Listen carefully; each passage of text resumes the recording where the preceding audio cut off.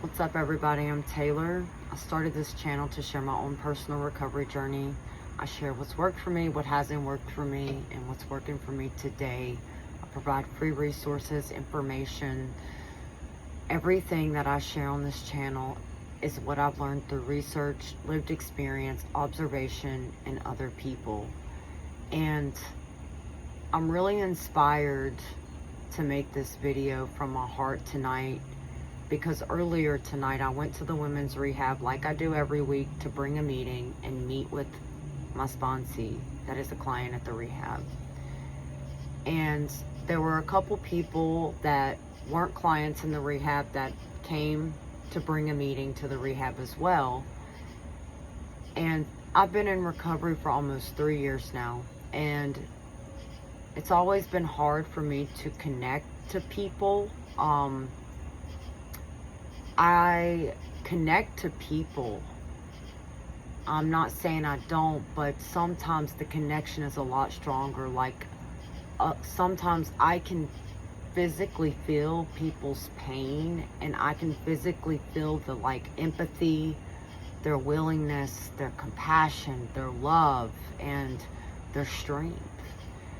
And you know, this woman shared her story, and at first it's kind of funny because she wasn't going to share her story because she was nervous, but she sat there and contemplated, and she built up the courage to share her story. And I love it when I see people do that, because I know what it's like to be terrified to speak in front of people in an in-person setting. I was terrified to speak in Zoom meetings when I first started, but I forced myself, and every time I forced myself, it got better and better and better, and now I can speak.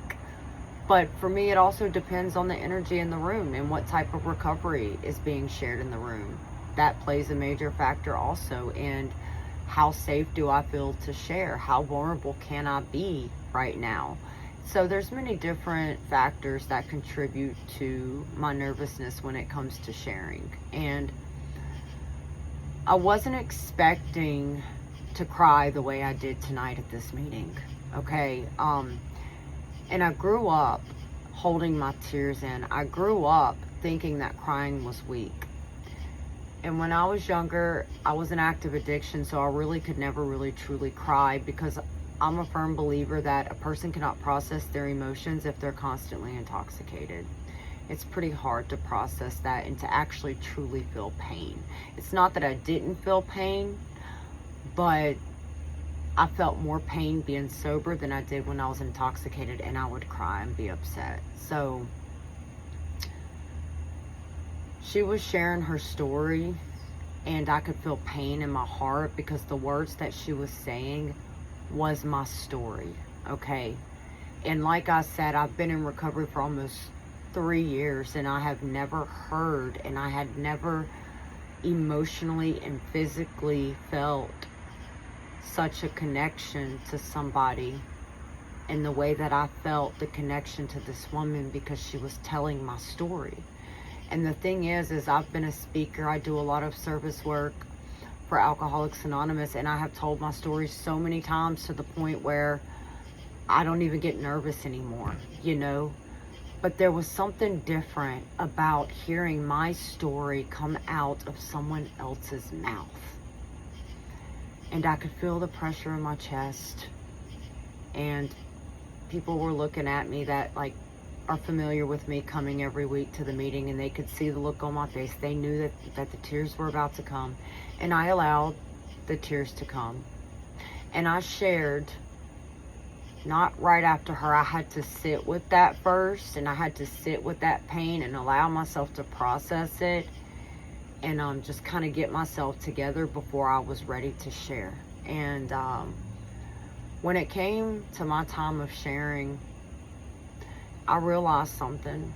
You know, I've been married for 11 years, and I moved from Alabama to Louisiana to start my life over, to get sober, to get my GED, to get a job, to go to college, to do the things that, you know, society wants us to do, because we have to survive in this economy. And I didn't stick with my plan. Within months, I found my spouse, and I became pregnant for the 4th time. And when I became pregnant, I was a stay-at-home mom, all alone with my baby. I was all alone pregnant. He worked all day, every day, 7 days a week, like 12, 13 hours a day.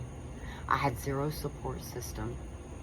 Everybody that I had known was in active addiction or dead, so it wasn't good for me to talk to them, because every time I did talk to them, I would be sad and I would be upset. And after I had my child, I started drinking again, because I didn't have tools or support or people to show me how to bring myself out of my suffering, to show me how to build a healthy relationship with myself, to show me how to love myself and forgive myself and change the way I spoke to myself. I didn't have anybody. For 7 years, I was alone. And I think a part of me blocked that out. And I think a part of me didn't realize until tonight how isolated that I have really been the past 7 years. And if it wasn't for Alcoholics Anonymous and me being introduced to Alcoholics Anonymous like over a decade ago, I wouldn't have known that that resource was available. I wouldn't have known to try again to see if I could make the program work for me. And 3 years ago, I came back to Alcoholics Anonymous through Zoom. I started off through Zoom. It was not okay for me to go to in-person meetings. My husband had zero trust with me because of choices that I had chose to make in the past, because I was a very miserable person suffering from a lot of pain, and I caused him a lot of pain due to my drinking, due to my lying. And I can understand that, you know. And so I started through Zoom, and I threw myself into Zoom meetings, like at least 3 meetings a day for sure, if not more. Okay, like I threw myself into Zoom the way I threw myself into active addiction. I threw myself into my recovery the way I threw myself in active addiction. And my first sponsor always encouraged me to go to an in-person meeting.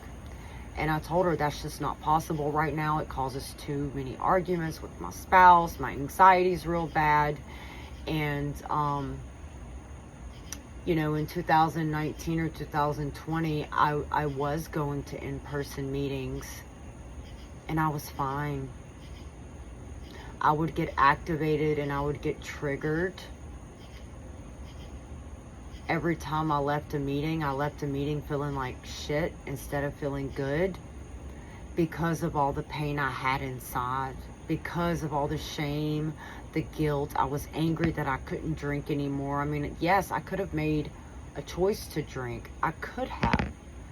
But I knew that if I made that choice, I would lose my daughter. I would lose my spouse. I would lose, and I would be homeless again. And I refused to go back to living the type of lifestyle that I lived my entire life over a drink.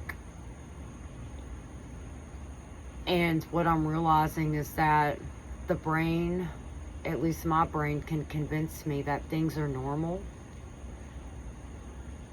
And I'm not saying that my life is not normal, but what I'm saying is I think that my brain has found ways to cope with all the years I've spent alone before I came to recovery.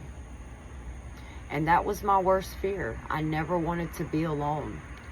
And I remember when I first got with my spouse, being alone all day, every day, took a toll on my mental health. I was getting sober for the first time. I had no coping mechanisms. Like, I really suffered when I first got sober 11 years ago. I really suffered alone. And I didn't have to suffer alone. I could have came to Alcoholics Anonymous and took the suggestions and built the fellowship and done what the people were suggesting me to do, but I chose not to because it wasn't familiar to me. So my brain would reject it.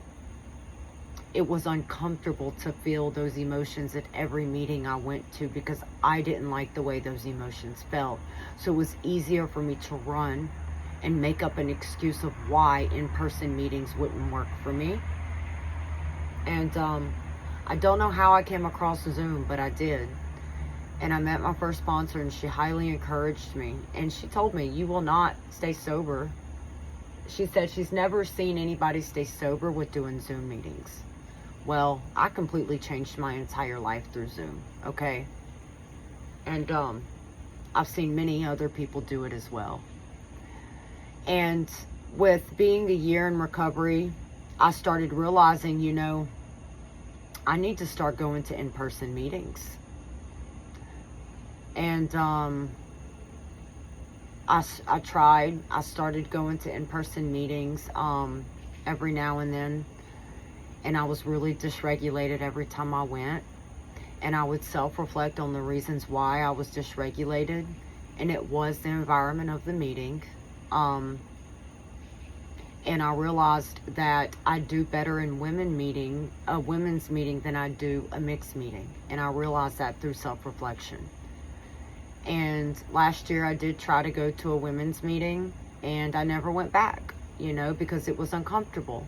I did share, you know, I wasn't consistent with it, and that's my point. I wasn't consistent with it.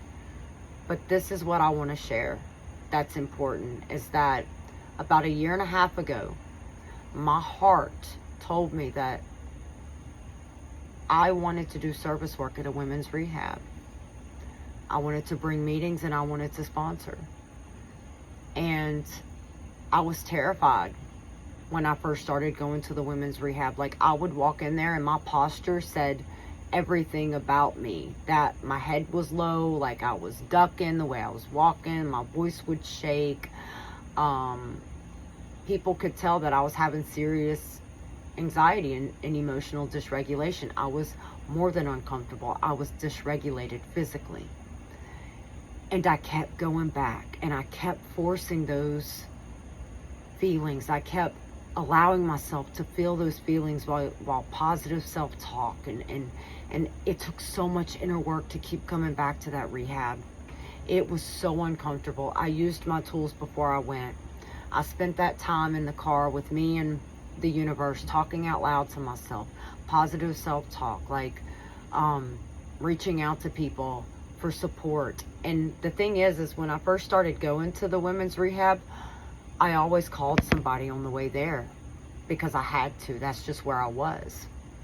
And I needed that support. And there was always someone there to talk to me while I went. I needed that support. And eventually I started realizing I don't need to pick up the phone anymore. I've got this. And that's when I started talking out loud to myself and motivating myself and pumping myself up and giving myself reassurance and all those things. And, you know, before I would leave the house, I would spend about, you know, a few minutes outside connecting to the power of life in myself, like getting my mind right, you know. And I did have anxiety when I went. I did. And like I said, I kept going, no matter how physically sick I was, because during the time I started going, I was actually sepsis for several months, and I was still going every week to this women's rehab. And with me being sepsis, my heart was having heart palpitations, and I thought that I was just having serious anxiety. I was having anxiety, but because I was sepsis, it was making the anxiety seem more intense than what it really was. And so I have been going to that location for over a year, and now I can walk up in there with my head up high, talking to people, looking at people in the eyes. I can share without being dysregulated. I can share without being uncomfortable. And it took a lot of inner work, and it wasn't just me continuously showing up every week. It was also me working my recovery. It was me completing my daily recovery schedule, no matter how I felt physically, mentally, or emotionally. Me learning coping mechanisms, me learning how to regulate my emotions and deal with my anxiety. And every time I would go to the rehab, I always had a notebook, and I would always ask myself, Like, why am I activated right now? Like, what's going on inside of me?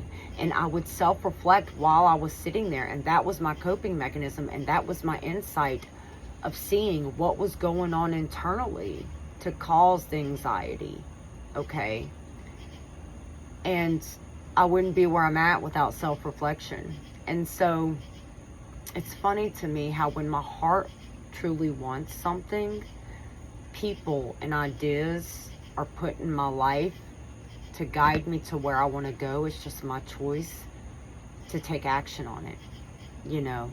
And the way that I started being able to bring meetings to the rehab is that I had actually went to an AA convention that was about carrying meetings to facilities. And I had seen this girl there that I had seen in another meeting that I went to. And I had talked to her in the other meeting, and I didn't realize at the time that she was already carrying meetings to the women's rehab. And so when I saw her at the convention, we started talking, and she told me that I could come with her. And so it naturally fell in place. And that's how I started going. And it was funny because we were going together in the beginning, and she got a job there. So then I had to start showing up by myself, and I was terrified to go without her because I was used to having support and somebody with me. So now I have to face this by myself, and I did. And my point of this is that growth only comes with being uncomfortable, you know, and pushing myself and continuously taking action and working on myself and reaching within myself to figure out, like, what is going on, you know. And it's been months now, and I had the thought cross my mind, well, you know, now I've gotten familiar and spiritually confident with coming to this rehab, with my communication skills, with working with sponsees. I'm building these interpersonal skills. I am building life skills. And I wasn't taught those things growing up. So I'm having to teach myself as an adult these things. And the only way I'm able to learn is by having that in-person relationship with people, that in-person experience, okay? Because the things I'm learning in person, I cannot learn through Zoom. Now, a lot of things I have learned through Zoom that prepared me for going to in-person. But some things just have to be learned through lived experience and through facing our uncomfortable emotions, okay? And I had the thought cross a couple months is that I'm familiar with this environment. I want to start carrying meetings at the rehab by my house because it's an unfamiliar environment, and I want to challenge myself. I want to grow. And the only way that growth can continuously happen is by me forcing myself to go to new environments around new people and to have new experiences. And I had been to the rehab by my house once, like one time before that, right? And the first time I actually went to that rehab, I was asked to share my story. And I was shaking inside, but nobody could tell I was shaking. And I don't know where I learned this from, but I learned that I am the only one that knows that I am having anxiety. I am the only one that knows the thoughts that I'm having in my head. Nobody else knows. I think people know, but they really don't know, you know? So that changed my perspective. So I'm learning, and I've learned how to separate my anxiety from what my intentions are of going to this rehab. I'm learning not to listen to that anxiety or fear or doubt. I'm learning to just admit when I'm nervous, you know, like for example, I walked into the rehab by my house and everybody was so happy to see me. And when everybody like all said my name, I covered my face like this, joking around, and everybody started laughing. But that's how I really felt inside when everybody, you know, called my name. But, you know, I was making a joke out of it. But I can be who I am, and people can either accept me for who I am or they don't. That's on them. I'm going to be who I am, you know. And that was always hard for me to do growing up. I always had to mask. I always was a people pleaser. I was whoever you wanted me to be because I wanted people to like me and accept me. And truly nobody really even gave me those things. It was just an illusion. And so I have been wanting to sponsor at the rehab by my house for many months. And many months ago, I had text messaged the counselor at the location by my house, and it showed that she had read my message and she never responded. And recovery shows up in every area of my life because, like, the suffering me, the old version of me would have ruminated on, like, did I say something wrong? Why didn't she reply? Like, I would have ruminated on that. And I did have a couple thoughts of, like, maybe I provided too much information for like 5 seconds, but then I was able to redirect my thinking and think logical. And I'm like, it's the weekend. She probably gets a bunch of text messages, you know, she probably opened it and forgot to respond, because that's what I do a lot. I open my messages and I forget to respond because I get just busy and distracted. And so I didn't force it. Like, my heart still wanted to, but I wasn't gonna like be obsessive and like reach back out. And I started bringing meetings for, like, it's been several weeks, and I was sponsoring at the other location, and I had a sponsee last week. And last week I'll walk in the location by my house, and one of the staff says, hey, do you sponsor? And I thought she meant like in general. It didn't dawn on me that like she was asking me like for the facility. So I was like going into this whole story of like how I sponsor through Zoom, and I do most of my stuff through Zoom. And she's like, no, can you come do a 5th step here at the rehab? I'm like, yes, I can. I didn't even have to think about it, because I'm like, this is my opportunity to get in the door to start sponsoring at this location.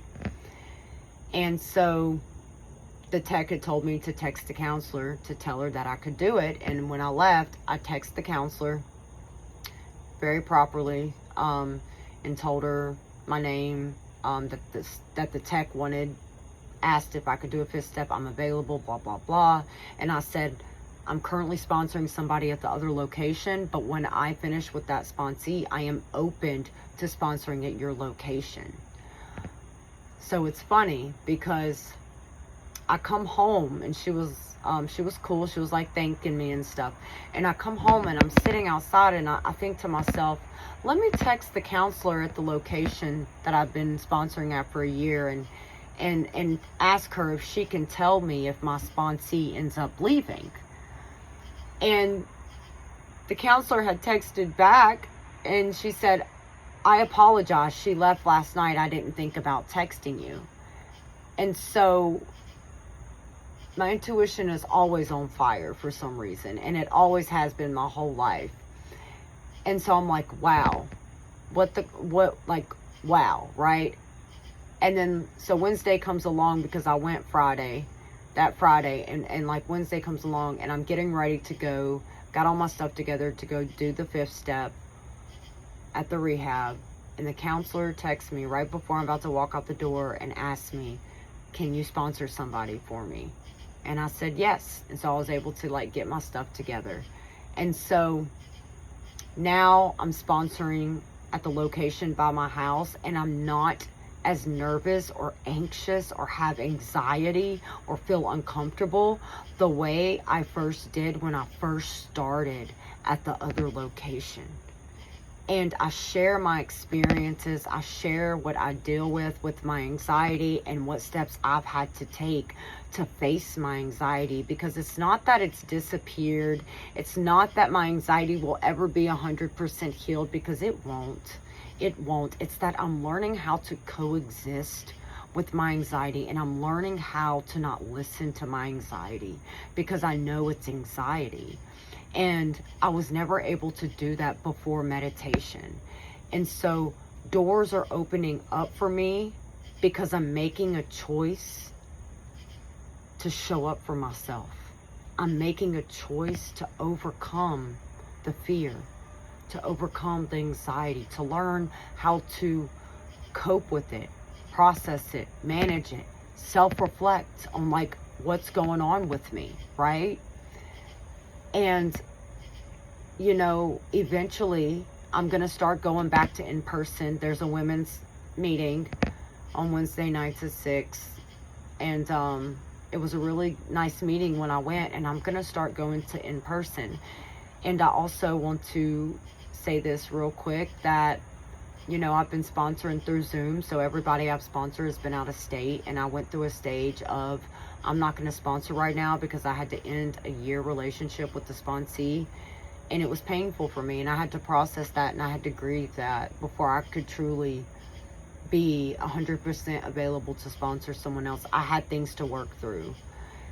And this lady texted me and told me that she had given my number to somebody that's looking for a sponsor. And I waited for weeks for the lady to text me, and she never did. And she finally texted me a couple days ago. And I finally got to meet her, and this is my first in-person sponsee. So things are opening up for me, and it's only because I am making them happen.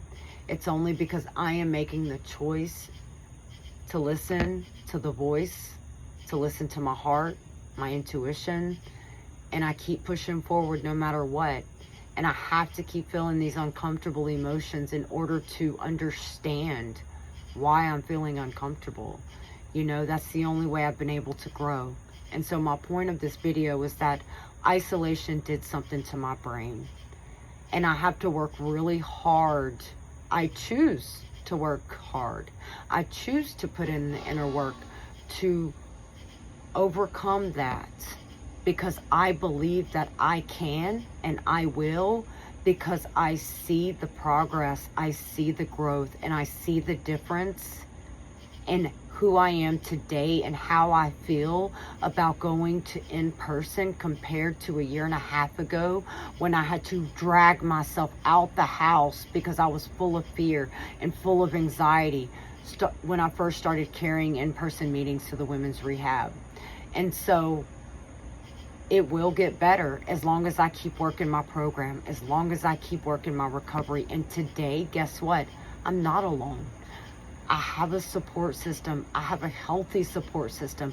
And I have found that in Alcoholics Anonymous, Adult Children's of Alcoholics and Dysfunctions, Emotions Anonymous, and Refuge Recovery. I have found people who see me, hear me, and understand me. And most importantly, I have learned how to see myself, hear myself, and understand myself and my emotions. And I listen to my brain. My brain can tell me not to do something, or my brain can give me a negative thought. I don't have to ignore what it says. I acknowledge it, but I don't have to listen to it. I don't have to take action or non-action, you know? So just like I want to be seen, heard, and understood, so does my brain, and so does my emotions. And when I am willing to listen to them both, they're more likely to coexist with me instead of fight against me. So I hope this video can help someone who's struggling with overcoming anxiety or fear, or just whatever it can help you with. Whatever you can take from this video, take it and apply it to many different areas of your life. Because for me, that is the only way growth has happened, because I have chose to make it happen.